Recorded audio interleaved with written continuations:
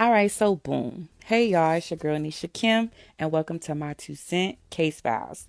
This is the space where I slow things down, read the details, connect the dots, and break it all the way down.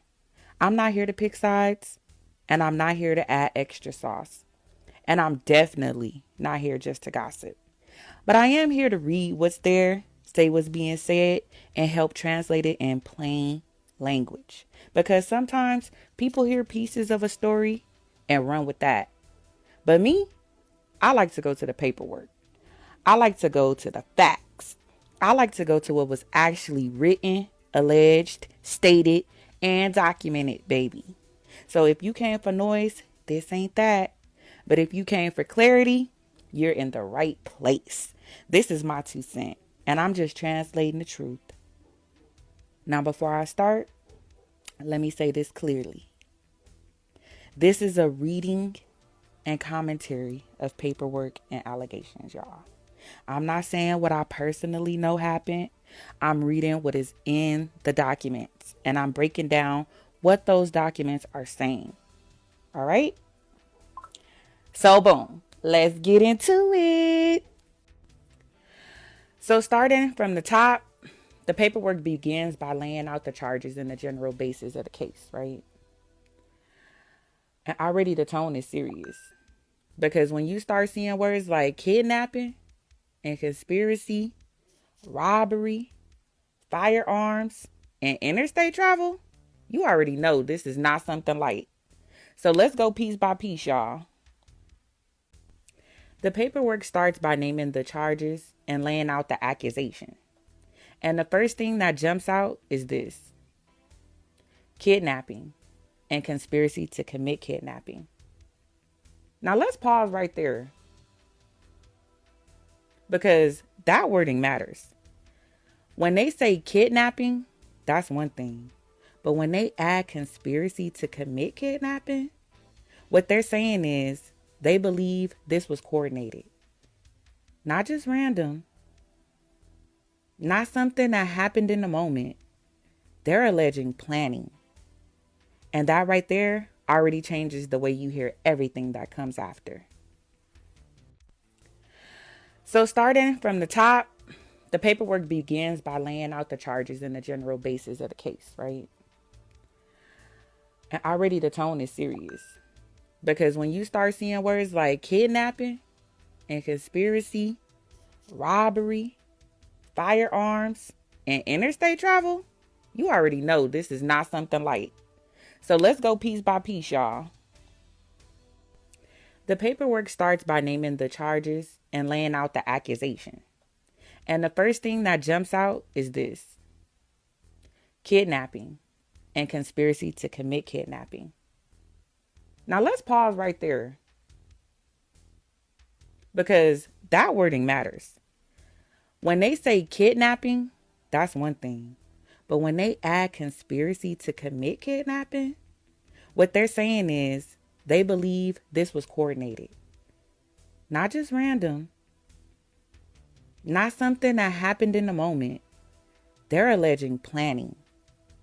And that right there already changes the way you hear everything that comes after. All right, so page 1 basically is the criminal complaint. It was filed on March 30th. And it is for on or about the date of January 10th of 2026 in the county of Dallas in the Northern District of Texas. And the defendant's offense description is kidnapping and conspiracy to commit kidnapping. All right, and shout out to Brittany Garcia. On page 2, she basically introduces herself. She's a special agent with the FBI. And she's been a special agent since about 2022. Blah, blah, blah. All right, so it gets into the details at the bottom. Based on the facts set forth below, there's probable cause to believe that on or about January 10th, 2026, in the Northern District of Texas and elsewhere, the following individuals violated 18 U.S.C 1201A and C by knowingly combining, conspiring, and agreeing with other persons, known and unknown, to commit offenses against the United States, to wit, unlawfully seizing, confining, inveigling, decoying, kidnapping, abducting, or carrying away for ransom or reward any person. Woo! We got to take a break. All right.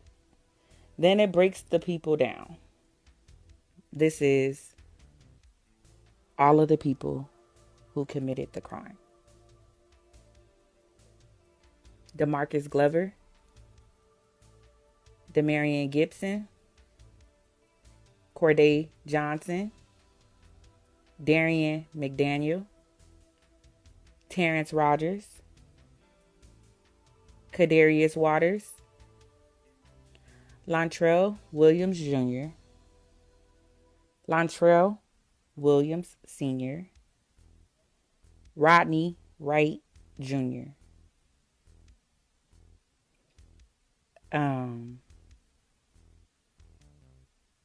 That's 9 people.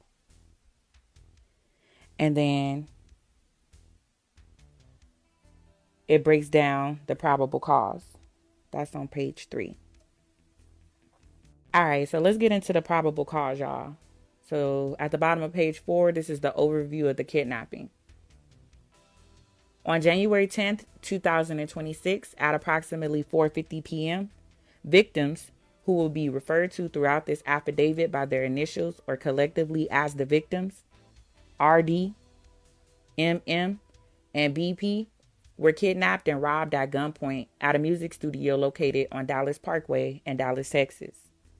This location is within the Dallas Division of the Northern District of Texas. At approximately 1 p.m. on January 10th, 2026, the victims flew into Dallas, Texas, alongside RD's head of security, referred to as CW, and other security officer, referred to as TD, for a scheduled business meeting between RD and suspect Williams Jr. Williams Jr. is a hip-hop artist known as Pooh Shiesty and has been signed to a recording contract for RD's music label, 1017, since approximately 2021. RD and Williams Jr. were scheduled to meet because Williams Jr. was upset with the terms of his contract and wished to be released from his contractual obligations. Williams Jr. had asked RD to come to Dallas on this date so they could meet about business. At approximately 1:45 p.m., CW, TD, and the victims arrived at the scheduled meeting location, a music recording studio located within a larger office building. When CW, TD, and the victims entered the office building, they realized the recording studio, owned by an individual hereinafter referred to as JN, was closed. While they waited for the studio to open, the 5 went to a liquor store and purchased liquor and plastic red Solo cups before returning to the studio. Williams Jr.'s father, William Sr., called JN multiple times on the day of the meeting. At approximately 2:53 p.m., JN answered the phone and learned that William Sr. was attempting to book a recording studio that afternoon for Williams Jr. and RD to record music. At or around 3:15 p.m., JN opened the studio for RD, MM, BP, CW, and TD. Investigators later collected and reviewed surveillance video captured at another business located in the same building on the same floor as the recording studio, which shows William Sr. outside of the office building at approximately 3:27 p.m. on January 10th, 2026. William Sr. appears to be speaking with someone on his cell phone before entering the building at or around 3:28 p.m. At approximately 3:39 p.m., an employee of the studio arrived to assist with production. When the employee arrived, Williams Jr. and Williams Sr. were standing at the back door of the office building, engaged in what appeared to be an argument over the phone. At approximately 3:43 p.m., Williams Jr., Williams Sr., Wright, Johnson, Waters, Roger, Gibson, Glover, and McDaniel entered the east side of the office building. The target suspects walked through the lobby area of the office building before going inside the studio.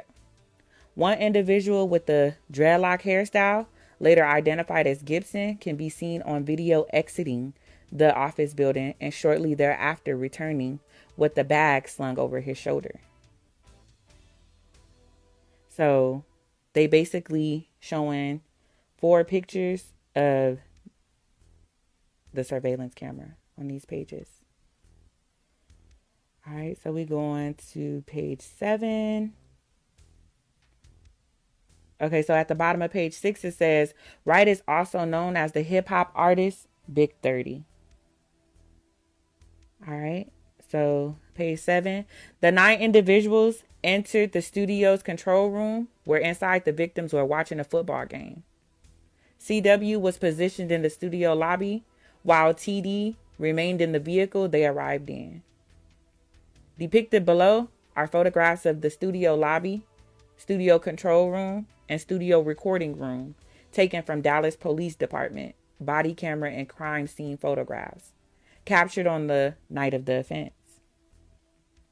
The victims overheard Williams Jr. talking on his cell phone with the probation or parole officer, stating that his caseworker had given him permission to be out for rec time. From what the victims could hear, Williams Jr. was informed that was not the case, and he needed to return immediately. Williams Jr. agreed. Williams Jr. was wearing an ankle monitor, leading the victims to believe that Williams Jr. was on house arrest.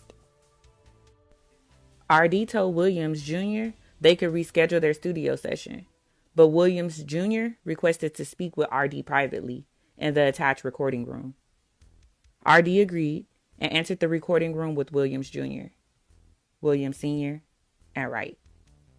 Meanwhile, MM and BP remained in the control room with the 6 other individuals and continued to watch the football game. BP offered to share the liquor they purchased with the target suspects, and at least 2 accepted, grabbing the red cups and making a drink. Inside the control room, Williams Jr. produced purported contract termination or release paperwork from a bag and told RD to sign. When RD declined, Williams Jr. became agitated and the pair started to argue. MM and BP could see inside the recording room initially believed RD and Williams Jr. to be discussing business. But as MM saw the conversation intensifying, he texted CW, who was still in the music studio's lobby. As the argument inside the recording room ensued, Williams Jr. instructed Wright to get his bag. Wright complied, leaving the recording room before returning with a bag. Williams Jr. then pulled what appeared to be a black AK-style pistol from the bag and pointed it at RD, demanding again that RD sign the contractual release paperwork. RD complied, signing the paperwork for Williams Jr., while Williams Sr. and Wright stood by. RD was not allowed to leave the recording room while he was held at gunpoint by Williams Jr. Wright pulled out a cell phone and purported to record RD signing the paperwork while being forced to say that he released Williams Jr. from their contract. After the release was signed, Williams Jr. took RD's wedding ring, watch, earrings, and cash. After RD signed the contractual release paperwork, Williams Jr. provided the paperwork to Williams Sr. and asked him if the paperwork was good. Williams Sr. advised that the paperwork needed to be dated, so Williams Jr. then forced RD to add a date next to his signature. As RD, Williams Jr., Williams Sr., and Wright exited the recording room, The remaining subjects, Waters, Rogers, Johnson, Glover, McDaniel, and Gibson, produced handguns or AR, AK style pistols and begun to demand property from BP and MM. Just get it juicy, y'all. Alright, so I feel like we have got a lot of information that we probably need to recap real quick. So let me just reset this joint. So basically, they start walking through the timeline in the beginning. Who traveled, where they went, and how they got there. And this is important because they're not just telling a story. They're basically building a sequence, you know? So according to the paperwork, people travel from out of state to Dallas. And that right there matters legally because once you start crossing state lines, now you're dealing with federal attention. But hold on, because that detail might sound small, but baby, it's not. The FBI, those 3 letters, But anyways, crossing state lines turns something local into something much bigger, y'all. So now this isn't just a situation happening in one place. Now it's interstate. And that changes how serious the case can become. But let's keep that in mind as we keep recapping. So now they get to the studio. They're expecting to get in, but the studio is closed. So now there's a delay. They leave. They go get drinks. Then they come back. Now let me pause right there. Because this part might seem regular, but it actually builds the timeline. Nothing here sounds aggressive yet. Do it sound aggressive to y'all? Nothing here sounds like something is about to go wrong. Everything still feels normal to me. And that's what makes what comes next in the recap hit even harder because the setup doesn't match the outcome. But let's keep recapping. So eventually they make it inside. And once they're inside, more people start showing up. Now the room is filling up. And this is where the paperwork starts to change tone. Because now it's no longer just a meeting between a few people. Now it's multiple individuals, multiple moving parts. And this is where you have to start paying attention.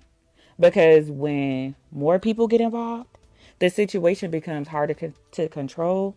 And that's when things can escalate quickly. As we getting into.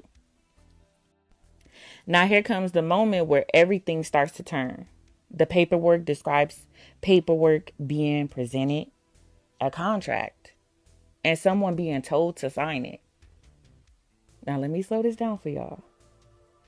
Because this is the moment where business starts turning into pressure. At first, it's just a request. Then it becomes more serious. Then it becomes forceful. And that transition matters. Because legally, there's a difference between offering something and forcing something. And what they're alleging here is that this situation crossed that line. Now hold on. Because from this point on, everything starts escalating, child. And the tone of the paperwork shifts from business to control. And that's where things start getting serious. All right, so now we to the part to where a weapon is introduced. And I want to slow it down again because this is one of the most important moments in the entire situation.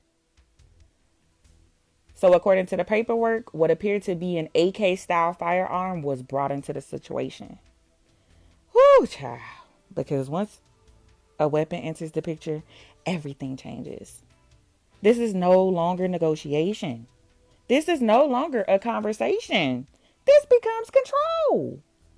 And legally, that's a major turning point, y'all. Because now the argument is no longer about business. It becomes about force, intimidation, and fear. And from this point on, the tone of everything shifts. All right, so we at the bottom of page 8, y'all. So BP was pushed onto a couch in the control room, while an individual known to BP as CMO Damn Pooh and part of Williams Jr.'s crew, later identified as Rogers, searched his pockets and stole his wallet. BP's chain and a necklace bearing the moniker 1017 were stolen from his neck by another subject he knew as Glizzy 375, later identified as McDaniel during the robbery. McDaniel repeatedly threatened to shoot BP for moving, but Williams Jr. instructed McDaniel not to. BP further identified an individual he knew as Baby Slime 375, later identified as Johnson, as being involved in the kidnapping and robbery, and that during the control room robberies, Johnson possessed a firearm and held BP and others at gunpoint. Both MM and BP identified an individual they knew as KD, later identified as Waters, as also being involved in the kidnapping and robbery, possessing a firearm and holding them at gunpoint. MM was choked from behind to the point of nearly losing consciousness during the kidnapping and robbery, resulting in scratches on his neck and wrist. They have a photo of the wrist and his neck scratches on this page 9, page 9, my bad. MM was robbed of his Rolex watch, a Louis Vuitton bag containing multiple other high-dollar watches, Apple AirPod headphones, and his wallet at gunpoint by Glover. MM confirmed his Louis Vuitton bag, AirPods, and wallet each had an AirTag, a location tracking device attached. Freaking losers.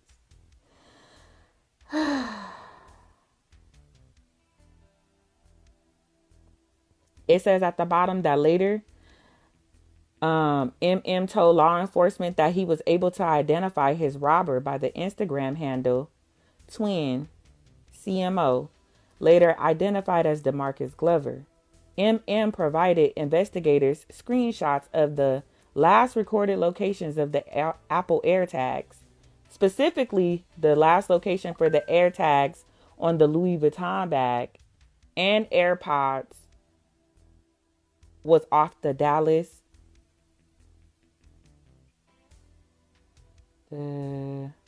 North Tollway, just south of the San Rayburn Tollway and Plano.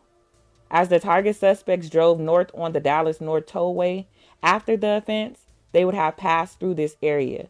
The last location for the AirTag on the wallet was a parking lot that services both the apartment where Williams Sr. currently has a leased apartment and where Williams Jr. is believed to reside, and the Star in Frisco, Texas. All right, so that's the bottom. It's like just extra. Okay. So as the altercation inside the control room ensued, Wright walked over to the studio door to the lobby, closed it, and blocked it with his body, preventing the victims from leaving. CW and TD, the victim's security guards, watched Wright barricade the door and attempted to force their way into the control room, but were prevented from entering. With handguns drawn, CW and TD managed to partially open the door, but recognized that they were outnumbered by the armed target suspects. RD was pushed onto the couch in the control room, causing the victims to believe they were going to be executed. Williams Jr. placed the barrel of a firearm to the back of BP's head and ordered him and RD to leave the control room and the studio through the west entrance of the office building. RD then instructed CW and TD to escort them to their vehicle. As the victims left, MM turned to Williams Jr. and asked him if they were really taking his watches. Based on later recovered surveillance video footage, the target suspects left the studio and the office building through the east entrance at approximately 4:48 p.m. Exterior surveillance videos recovered from a neighboring building showed a white Buick Enclave, a black Dodge Charger Hellcat, and a black Dodge Ram, with a distinct roll bar affixed to the bed of the truck, traveling northbound shortly after the kidnapping and robbery. So they got the pictures of them leaving the studio. They got the pictures of the cars freaking leaving.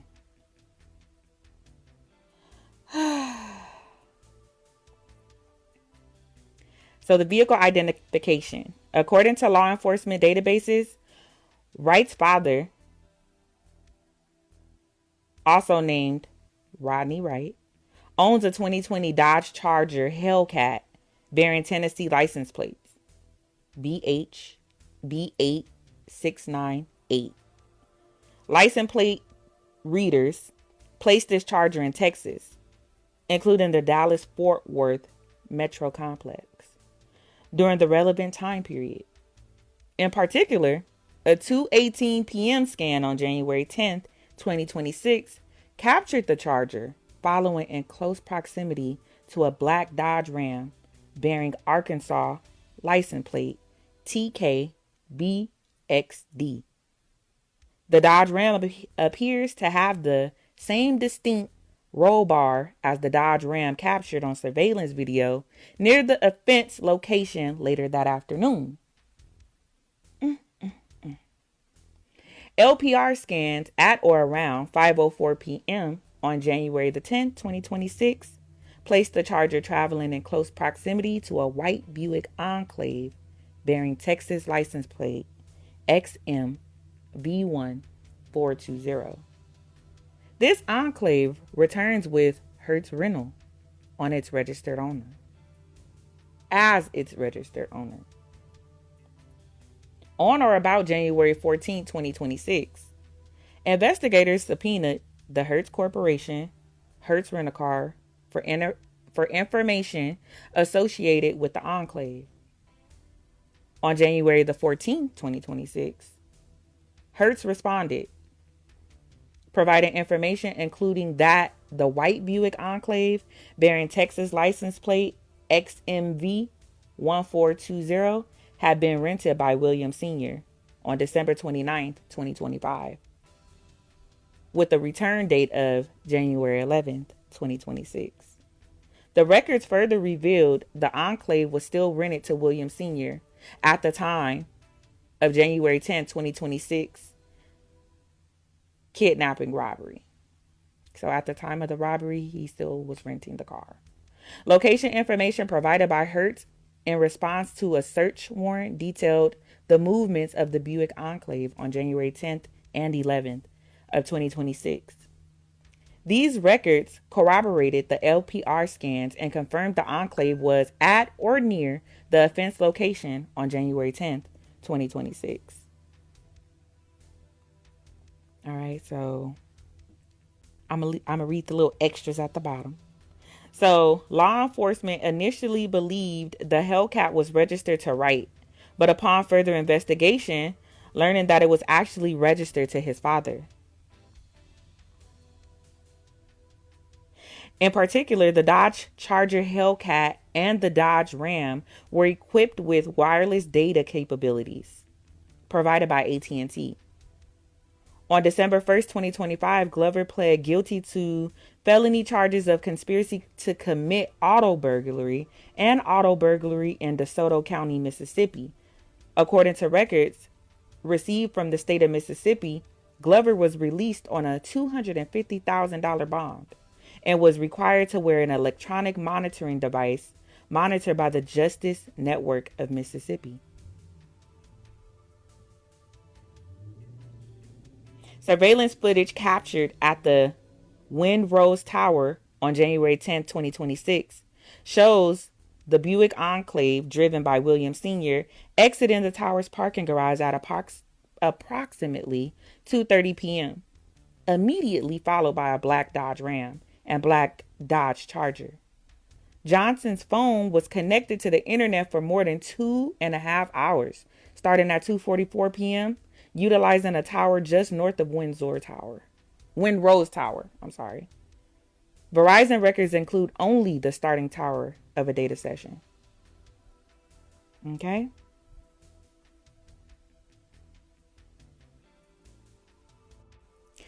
Ooh wee, baby. So this is getting pretty deep, y'all. So now the paperwork starts describing control of the room. People are no longer free to move how they want. The door is being blocked. Security is unable to enter. And at this point, the individuals inside are being held there. Now let me pause right there real quick, y'all, because this is where that kidnapping charge comes into play. When someone is not free to leave and movement is being controlled, that's where the law starts looking at this very differently. So what might have started as a meeting is now being described as a situation where people are being held against their will. And that's serious.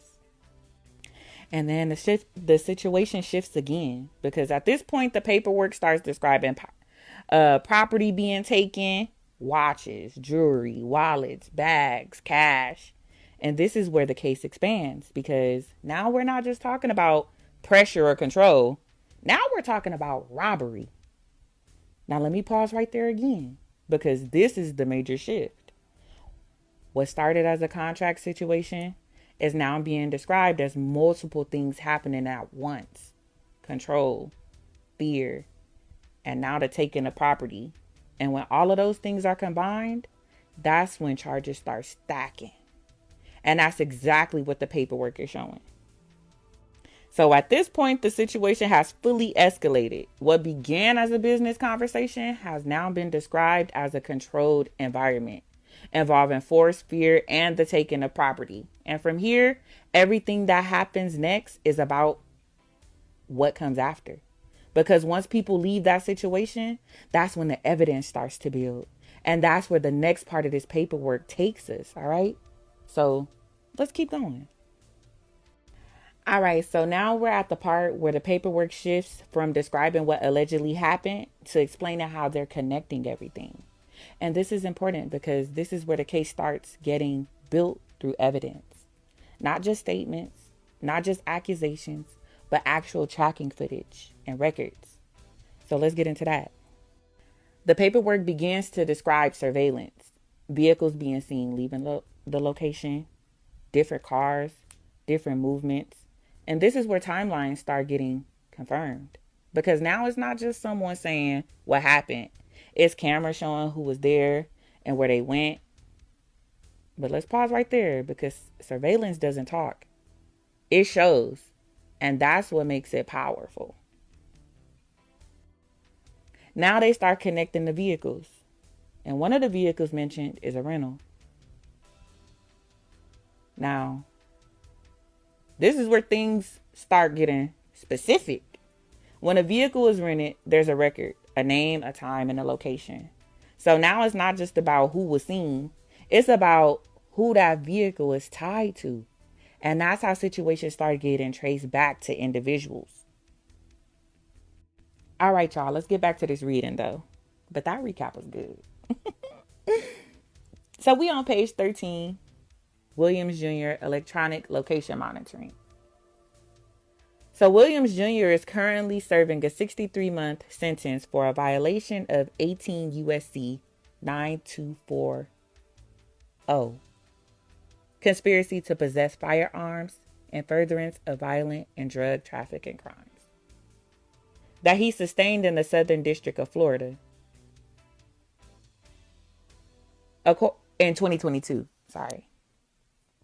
According to records received from the Bureau of Prisons, Williams Jr. was approved for home detention on or about October 31st, 2025. As part of his conditions for home detention, Williams Jr. agreed to not possess any deadly weapon or knowingly be in the company of a person possessing the same. Additionally, Williams Jr. is required to wear an electronic monitoring device monitored by the Bureau of Prisons. Investigators received partial records associated with Williams Jr.'s electronic monitoring device, including location data from January 9th, 2026 and January 10th, 2026.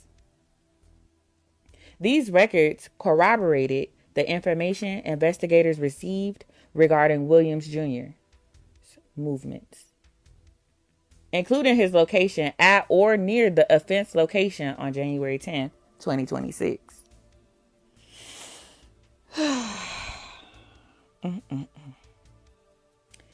Now we to Staples. Still on 13, y'all.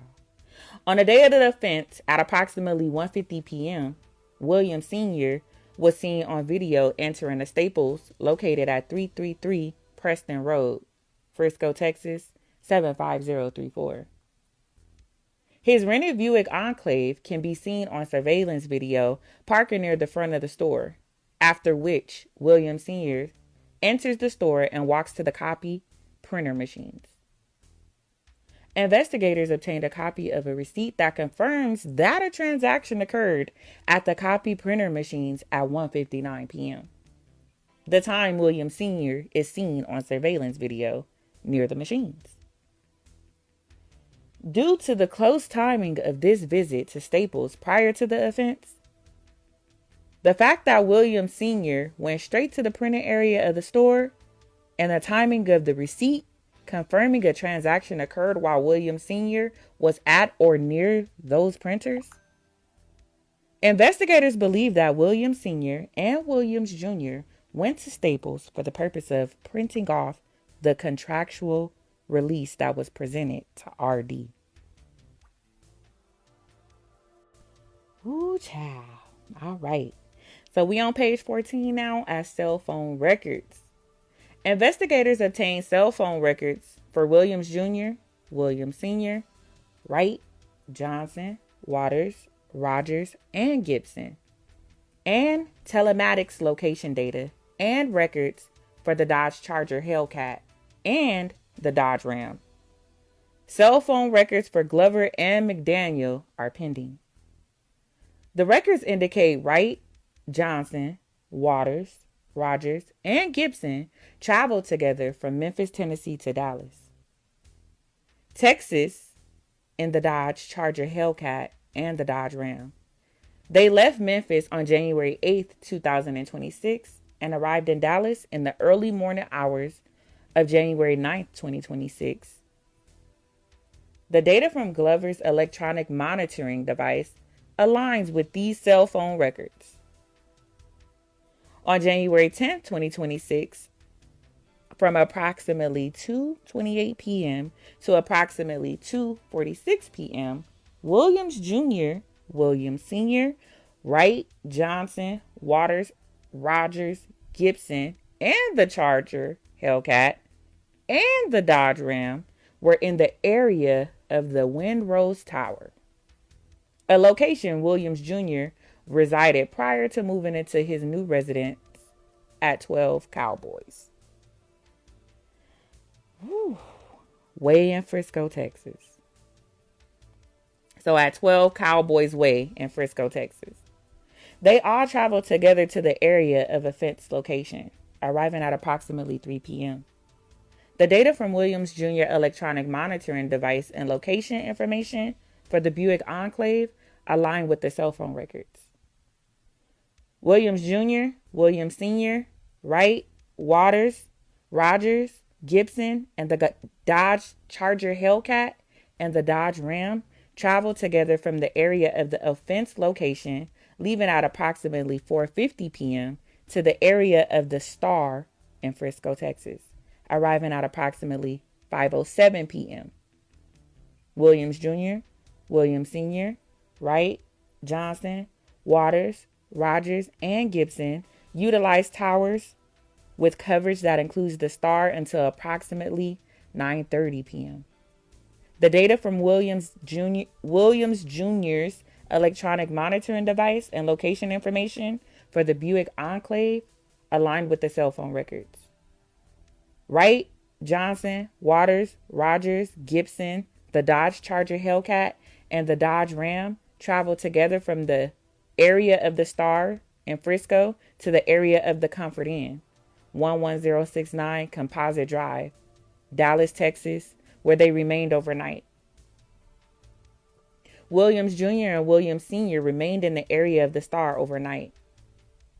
On February 24th, 2026, Flix North America Inc., which owns Greyhound bus lines, responded to a subpoena with records documenting that on January 11th, 2026, Glover, Rogers, Gibson, and McDaniel traveled together on a Greyhound bus from Dallas, Texas to Memphis, Tennessee.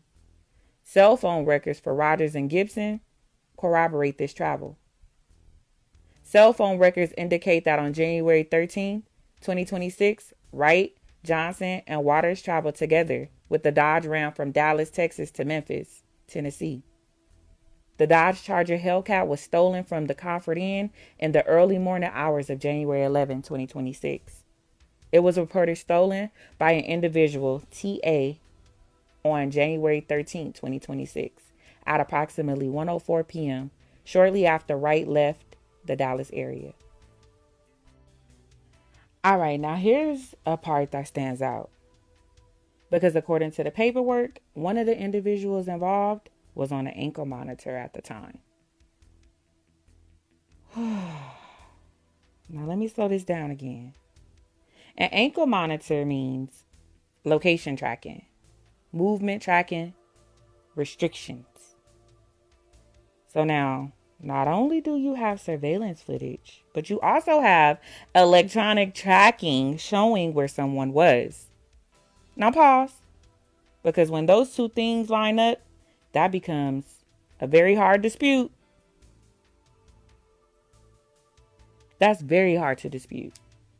And that's why this detail matters. And now we get into the preparation. So, yeah, we're doing a little recap, y'all, because I got to give my 2 cents, okay? But, so, we get into the preparation. This is a key detail. According to the paperwork, there was a stop made at a store to print documents before the meeting. Now, let's pause right there, y'all, because this speaks to planning. This suggests that paperwork was not just brought randomly. It was prepared, printed, organized, and carried into the situation. So now the argument becomes, was this something that developed in the moment? Or something that was thought out ahead of time? And that's exactly what this detail is meant to highlight. All right, y'all, let's keep on going with this paperwork. We at page 16, Comfort Inn. After reading the incident report for the stolen Dodge Charger Hellcat and analyzing cell phone records for Wright, Johnson, Waters, Rogers, and Gibson, investigators determined they stayed at the Comfort Inn, 11069 Composite Drive, Dallas, Texas, from January 10th through 11, 2026. Comfort Inn records confirmed that Gibson paid for 4 rooms at the hotel. Investigators reviewed surveillance footage from the Comfort Inn and observed Wright, Johnson, Waters, Rogers, Gibson, Glover, and McDaniel inside the Comfort Inn, all clad in clothing similar to what suspects in the kidnapping and robbery appeared to be wearing. And below, stills from the offense location next to stills from their surveillance footage. So then on page 17, it shows surveillance footage. Page 18, surveillance footage. Page 19, surveillance footage. All right, y'all. So now we on page 19. The AFIS hits. On January 16, 2026, the AFIS quality Latin prints lifted from the crime scene were run through AFIS that same day. A DPD forensic fingerprint expert received his notifications that the Latin prints from one red Solo cup were identified as the left ring finger of Gibson, and a Latin print from another red Solo cup was identified as the right thumb of Rogers. Then it goes to identification of the target suspects through Instagram. So Williams Jr., his ad name is Pooh Shiesty. MM, BP, and RD all personally knew Williams Jr. by both his legal name and the name under which he performs, Pooh Shiesty.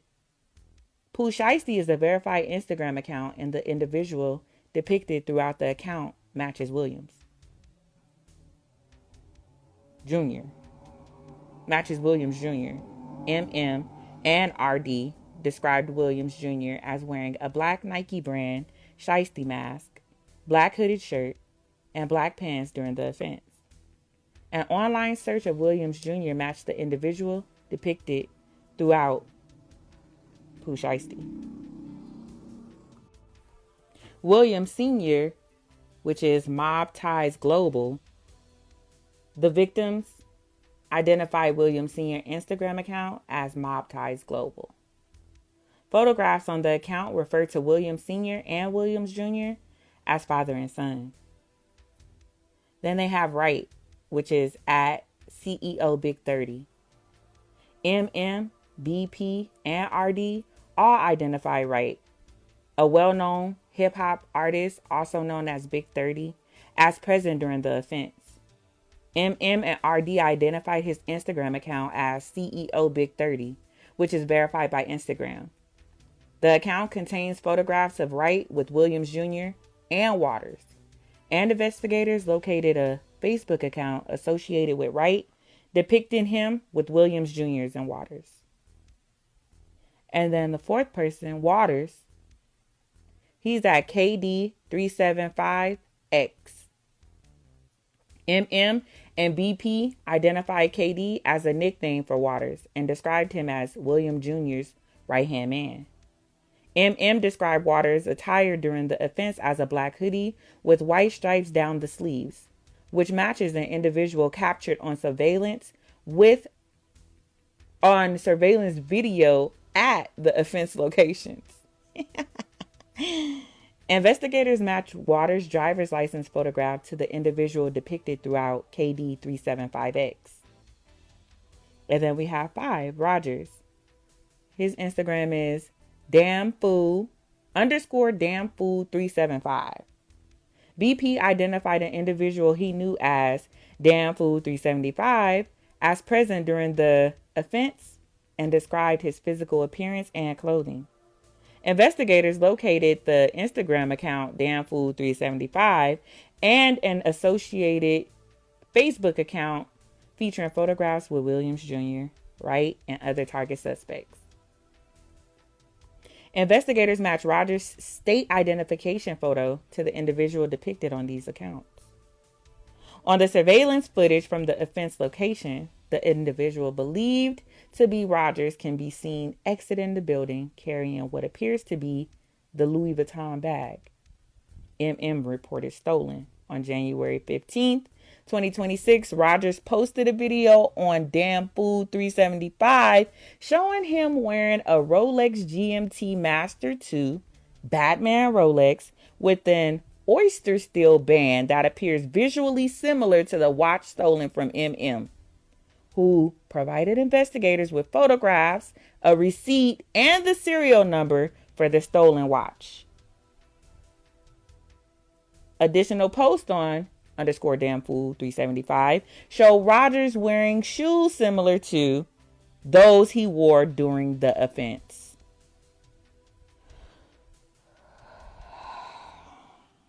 Number 6, we have Glover. His Instagram is _twin with 2 N's, CMO _. MM identified the Instagram user twin CMO as the individual who choked, scratched, and wanted to shoot him during the offense. Investigators matched Glover's driver's license photograph to the individual depicted on the account, and Wright's criminal history revealed a prior arrest with Glover. Wow. All right. Instagram records obtained pursuant to a state of Texas search warrant revealed the following posts from Twin CMO. On January the 11th, 2026, A story featuring a large amount of cash, a Rolex visually similar to the one stolen from MM, and a location tag of Dallas, Texas. This is one of his posts on his story. Oh my God. On January 11, 2026, a video showing individuals visually similar to Rogers and Gibson flashing large amounts of money and a watch. On January 17, 2026, he has a story showing Glover with a Rolex that appears identical to the one stolen from MM, stating he got a new rope, believed to be slang for watches or necklaces. Then, on January 19th, 2026, he has videos of Glover wearing a necklace with a 1017 pendant that appears identical to the one stolen from BP. So then we go to number 7, which is for Johnson, Baby Slime 375X. BP identified an individual he knew as Baby Slime 375X as present during the offense, describing him as a short, younger black male with darker skin who wore a Shiesty mask and beanie and held BP and others at gunpoint. A December 20th, 2025 Instagram story posted by Twin CMO tagged Baby Slime 375X. Memphis investigators identified Baby Slime 375X as Corday Johnson from previous gang investigations. Then we go to number 8, McDaniel. BP identified Glizzy 375 as a young black male with a low fade haircut who wore all black and a Shiesty mask during the offense and threatened to shoot BP before Williams Jr. intervened. Online investigative research identified Glizzy 375 as an Instagram account associated with Darian McDaniel. Memphis investigators confirmed the individual depicted on the account appears visually similar to McDaniel. Number 9, Gibson. His name is Mookie Roo_375. Online investigative research and Memphis gang investigators confirmed that the individual depicted throughout Mookie Roo_375 matches Gibson's recent arrest booking photograph. Now, the account features the identifiers 375 and CMO and is followed by multiple target suspects. Woo! Okay. All right, y'all. So we got to recap this because it was just a lot. I had to take a real quick break and just like take it all in, you know?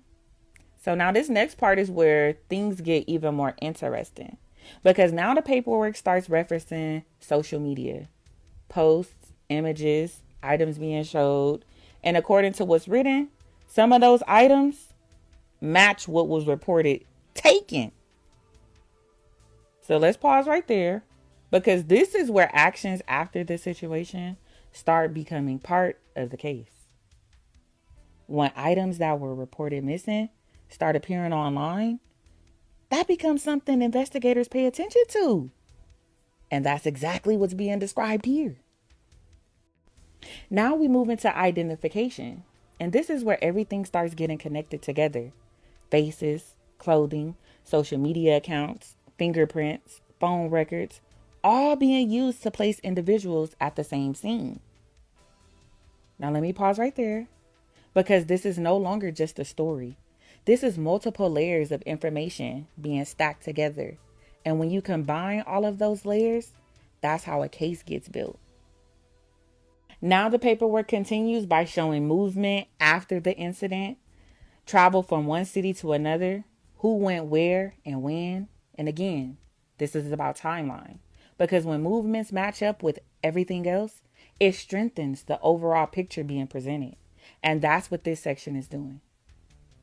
And then we get into the physical evidence, fingerprints being recovered from items inside the location. Now pause. because fingerprints are direct. They place someone in contact with something specific. And when that connects with everything else, it becomes another piece of the puzzle. And again, this is how cases are built, piece by piece. All right, y'all. So we go start on page 27, the summary of targets, suspects, involvement. All right, so the following is a summary of each suspect's involvement and evidence tying each to the offense. So number 1, we got DeMarcus Glover. Eyewitness accounts state that Glover produced a handgun or AR-AK style pistol and robbed MM of his personal property. Surveillance video and eyewitness accounts place Glover at the offense location and following the offense at the Comfort Inn with other target suspects, wearing clothing consistent with what the suspects in the kidnapping robbery appeared to be wearing. Glover posted multiple videos of himself and other target suspects on Instagram, flashing cash and wearing what appeared to be the stolen jewelry. Greyhound bus line records indicate Glover traveled with other target suspects on January 11th, 2026 from Dallas, Texas to Memphis, Tennessee. Glover's electronic leg monitor corroborates his presence at or near the offense location at the time of the kidnapping and robbery. Another one? All right. Number 2, we got Demarius Gibson. Surveillance video and eyewitness accounts state that Gibson left the office building and returned with a bag, presumably containing firearms. Surveillance and eyewitness accounts place Gibson at the offense location and following the offense at the Comfort Inn with other target suspects, wearing clothing consistent with what the suspects in the kidnapping robbery appeared to be wearing. Cell phone records indicate Gibson traveled from Memphis, Tennessee to Dallas, Texas on January 9th, 2026, and placed Gibson in the area of the offense location during the offense. Greyhound bus line records indicate Gibson traveled with other target suspects on January 11th, 2026 from Dallas, Texas to Memphis, Tennessee. Gibson's Latin print was lifted from the crime scene. On January 11, 2026, Glover posted an Instagram video of Rogers and Gibson on a bus showing them flashing large amounts of money. Number 3, we have Corday Johnson. Eyewitness accounts state that Johnson held BP and others at gunpoint inside the recording studio control room. Surveillance video and eyewitness accounts placed Johnson at the offense location and following the offense at the Comfort Inn with other target suspects, wearing clothing consistent with what the suspects in the kidnapping robbery appeared to be wearing. Cell phone records indicate Johnson traveled from Memphis, Tennessee to Dallas, Texas, arriving on January 9th, 2026. Cell phone records indicate Johnson traveled back to Memphis, Tennessee from Dallas, Texas with other target suspects on January 13th, 2026. Number 4, we have Darian McDaniel. Eyewitness accounts state that McDaniel stole jewelry from BP at gunpoint while threatening to shoot him. Surveillance video and eyewitness accounts placed McDaniel at the offense location and following the offense at the Comfort Inn with other target suspects, wearing clothing consistent with what the suspects in the kidnapping robbery appeared to be wearing. Greyhound bus line records indicate McDaniel traveled with other target suspects on January 11th, 2026 from Dallas, Texas to Memphis, Tennessee. Glover posted a video to his Instagram account on January 11th, 2026 of an individual he knows as Glizzy, a known nickname of McDaniel, flashing a large amount of cash. Number 5 is Terrence Rogers. Eyewitness accounts state that Rogers searched BP's pockets and stole his wallet at gunpoint. Surveillance video and eyewitness accounts place Rogers at the offense location and following the offense at the Comfort Inn with other target suspects wearing clothing consistent with what the suspects in the kidnapping robbery appeared to be wearing. Cell phone records indicate Rogers traveled to Dallas, Texas prior to the offense and placed him in the area of the offense location during the offense. Rogers posted Instagram videos flashing the stolen Batman Rolex and appeared in Instagram videos flashing cash and watches with other target suspects. Greyhound bus line records indicate Rogers traveled with other target suspects on January 11th, 2026 from Dallas, Texas to Memphis, Tennessee. Rogers' latent print was lifted from the crime scene. Number 6 is Kadarius Waters.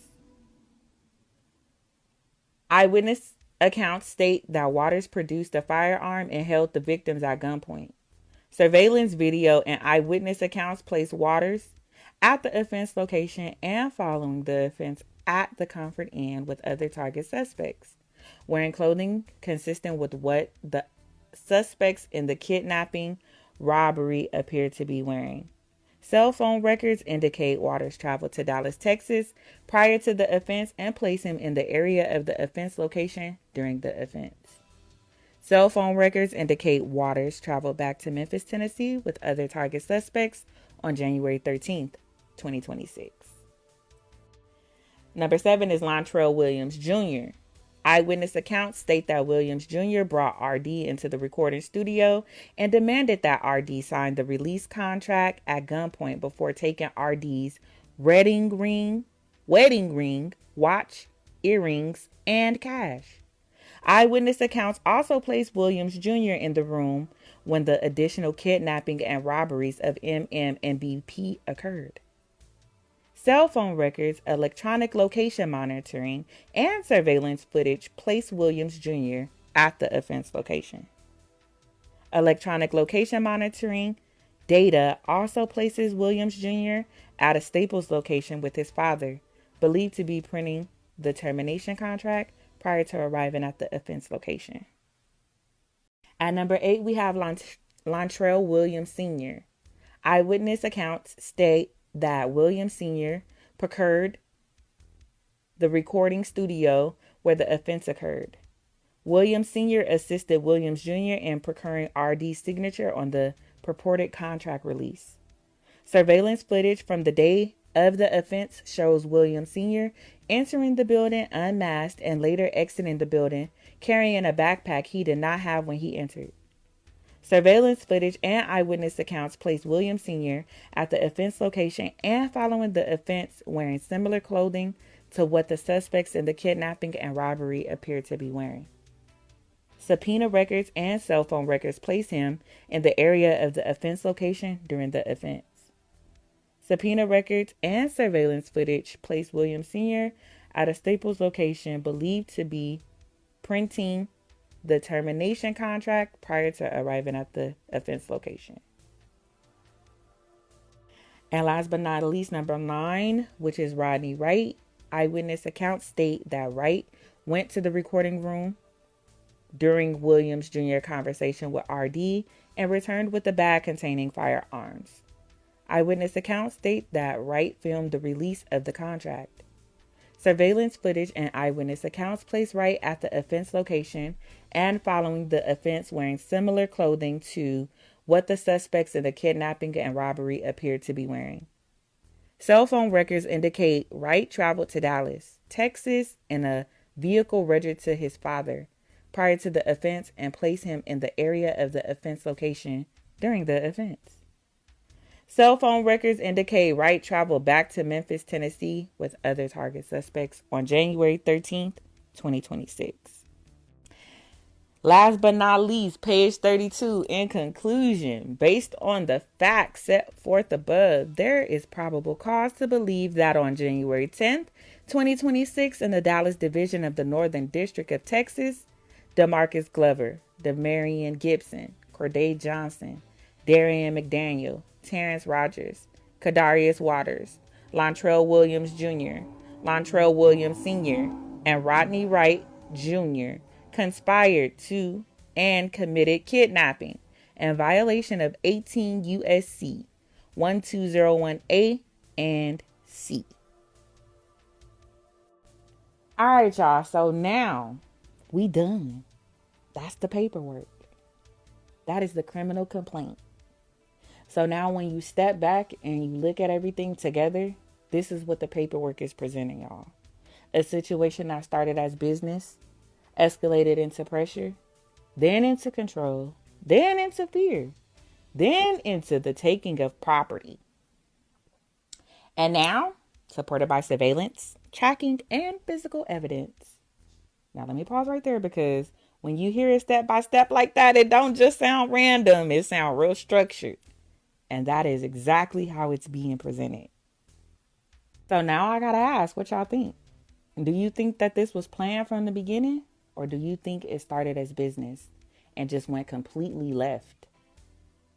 Because based on what's written, you could argue it both ways. And that's why conversations like this matter, because everybody hears the story, but not everybody reads it. And that's the difference. This is my 2 cents. And I'm just translating the truth. Make sure y'all like the video.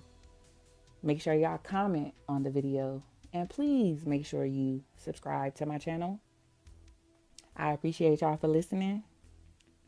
And I'll be back again.